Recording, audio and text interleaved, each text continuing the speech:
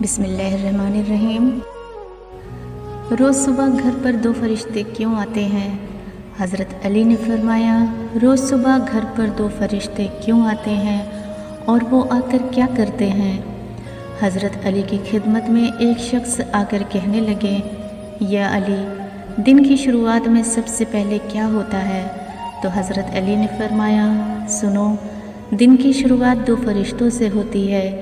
ایک فرشتہ گھر گھر جا کر دعا کرتا ہے اور دوسرا فرشتہ گھر گھر جا کر التجا کرتا ہے۔ تو اس شخص نے پوچھا، کس بات کے لیے دعا کرتا ہے اور کس بات کے لیے التجا کرتا ہے؟ تو حضرت علی نے خوبصورت انداز میں فرمایا، میں نے اللہ کے پیارے رسول حضرت محمد صلی اللہ تعالیٰ علیہ وسلم سے سنا ہے کہ صبح کے وقت 2 فرشتے گھر گھر جا کر دیکھتے ہیں کہ کون اللہ کا بندہ اس کی مخلوق پر، اپنے قریبی و رشتہ داروں پر، غریبوں پر خرچ کرتا ہے اور اپنے گھر والوں کی ضرورتوں کو پورا کرنا اپنا فرض سمجھتا ہے۔ تو ایک فرشتہ اللہ تعالیٰ سے دعا کرتا ہے کہ اے اللہ، اس کے ہاتھ کو کبھی تنگ مت کرنا، اس کی نعمتوں میں برکت دینا، تاکہ یہ اسی طرح سبھی عزیزوں، غریبوں اور مخلوق کی ضرورتوں کو پورا کرتا رہے۔ اور دوسرا فرشتہ ڈھونڈتا ہے، کہیں کوئی گھر ایسا تو نہیں جہاں کوئی شخص اپنے عزیزوں، قریبوں اور غریب لوگوں، ضرورت مندوں سے اپنے مال کو چھپا کر رکھتا ہے، یعنی اللہ کے مخلوق پر خرچ نہیں کرتا۔ تو دوسرا فرشتہ اللہ کے دربار میں فریاد کرتا ہے، اے اللہ، اس بندے سے اس کی دولت کا سخت حساب لینا اور اس بندے کو دنیا کی دولت سے بھی محروم کر دینا، کیونکہ یہ اپنی دولت تیرے بندوں پر خرچ نہیں کرتا اور انہیں محروم رکھتا ہے۔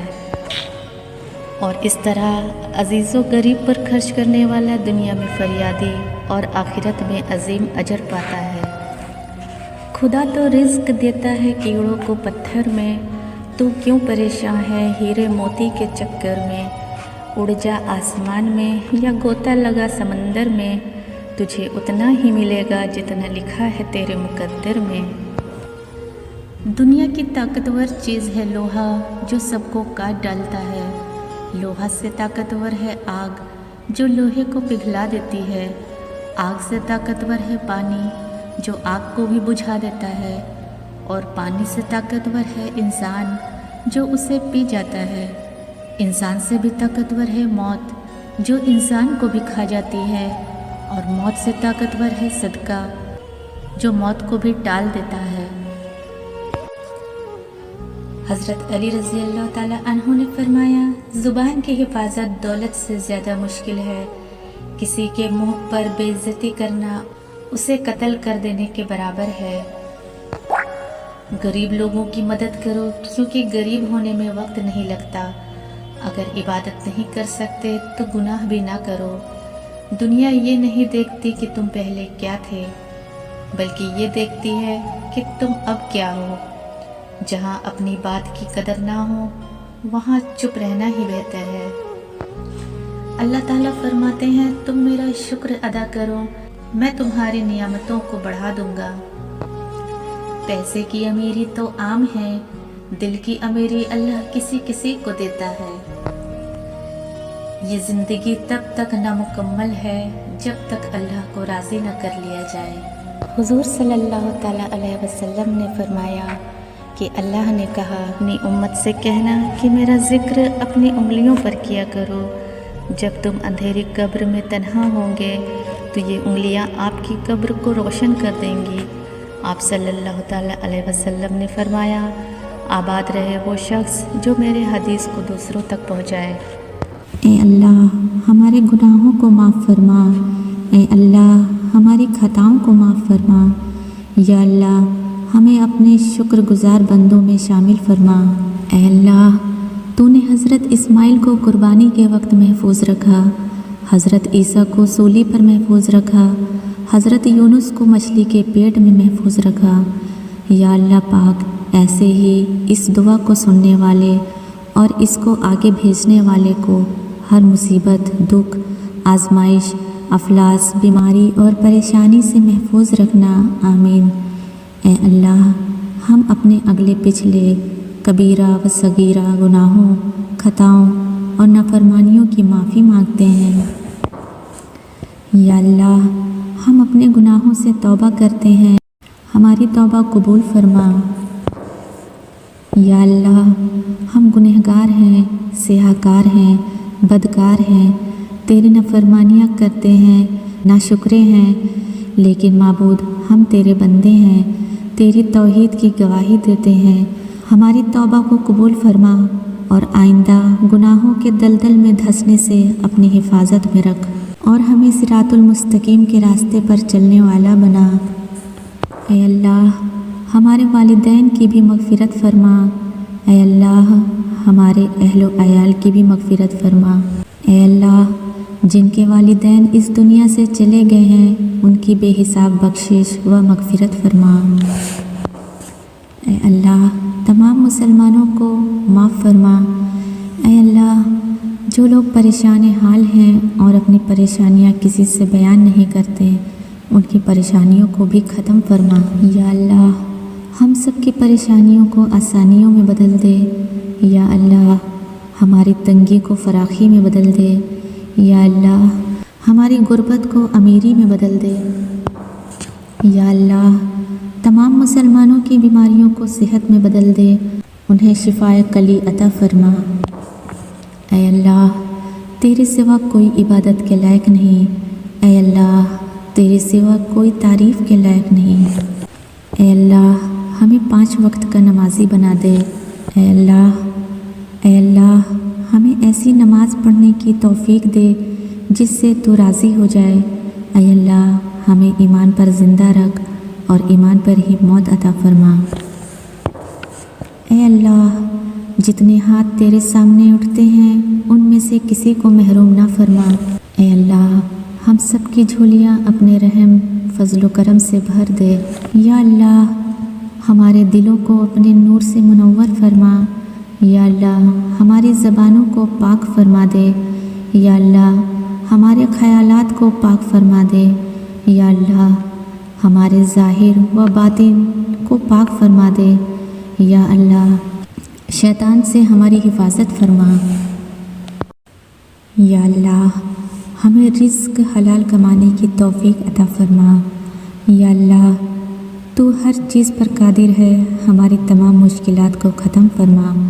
یا اللہ، ہم سب کی زندگی کو خوشیوں سے بھر دے، تمام مسلموں کو عافیت دے، پریشانیوں سے نکال دے، دکھ و آزمائشوں سے نکال دے، ہمیں ہر امتحان میں کامیاب و کامران کر دے۔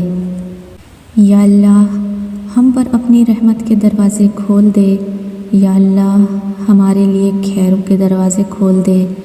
یا اللہ، ہمارے لیے صحت و عافیت کے دروازے کھول دے۔ یا اللہ، ہمارے لیے رحمتوں، برکتوں اور نعمتوں کے دروازے کھول دے۔ یا اللہ، ہمارے لیے رزق و دولت کے دروازے کھول دے۔ یا اللہ، ہمارے لیے جنت الفردوس کے دروازے کھول دے۔ اے اللہ، ہمیں قیامت کے دن حضور صلی اللہ علیہ وسلم کے ہاتھ سے جام کوثر پینا نصیب فرما۔ یا اللہ، ہمیں قیامت کے دن حضور صلی اللہ علیہ وسلم کی شفاعت نصیب فرمانا۔ یا اللہ، ہمیں موت کی سختی اور قبر کے عذاب سے بچانا۔